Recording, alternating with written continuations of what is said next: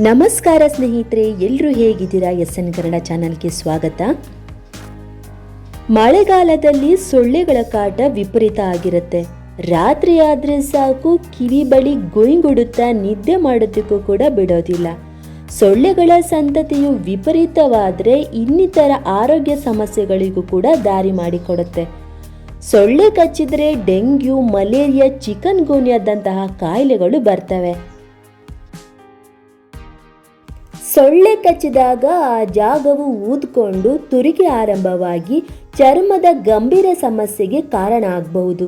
ಹೆಚ್ಚಿನವರು ಸೊಳ್ಳೆ ಪರದೆ, ಕಾಯಿಲ್, ಕ್ರೀಮ್ ಹೀಗೆ ನಾನಾ ರೀತಿಯಲ್ಲಿ ತಮ್ಮನ್ನು ರಕ್ಷಿಸಿಕೊಳ್ಳೋದಕ್ಕೆ ಪ್ರಯತ್ನಿಸ್ತಾರೆ. ಆದರೆ ಮನೆಯ ಸುತ್ತಮುತ್ತ ಈ ಗಿಡಗಳನ್ನು ನೆಟ್ಟರೆ ಸೊಳ್ಳೆಗಳು ನಿಮ್ಮ ಹತ್ತಿರ ಕೂಡ ಸುಳಿಯೋದಿಲ್ಲ.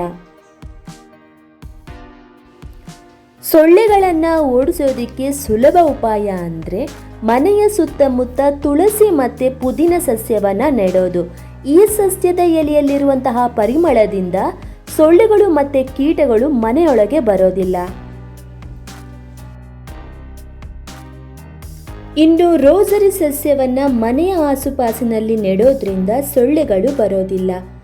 ಇದರ ಪರಿಮಳಯುಕ್ತವಾದ ಸುವಾಸನೆಗೆ ಈ ಸೊಳ್ಳೆಗಳು ಹಾಗೆ ಕೀಟಗಳು ದೂರ ಓಡ್ತವೆ.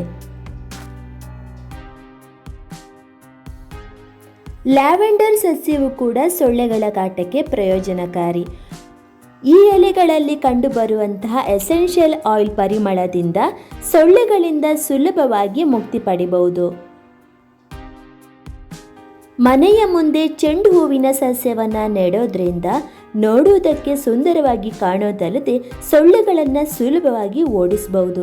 ಈ ಹೂವಿನ ಸುವಾಸನೆಯು ಕೂಡ ಸೊಳ್ಳೆಗಳಿಗೆ ತೊಂದರೆ ಉಂಟು ಮಾಡಿ ಅವುಗಳನ್ನು ಓಡಿಸ್ತವೆ.